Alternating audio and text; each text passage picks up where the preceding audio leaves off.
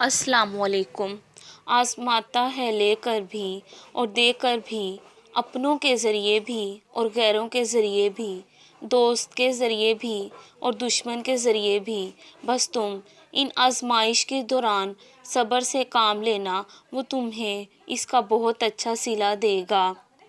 آپ کو جب بھی کسی چیز یا کسی شخص کی خواہش ہو تو صرف اور صرف اللہ سے مانگیں، کیونکہ اللہ تعالیٰ کے علاوہ کوئی بھی ہماری مطلوبہ چیز ہم تک نہیں پہنچا سکتا۔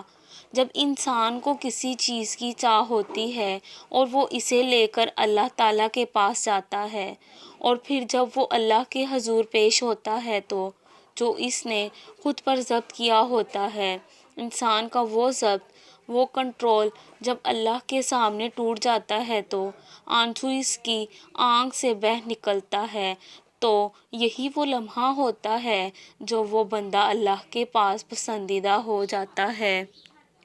تو پھر اللہ تعالیٰ دعا قبول کرنے میں دیری نہیں کرتے،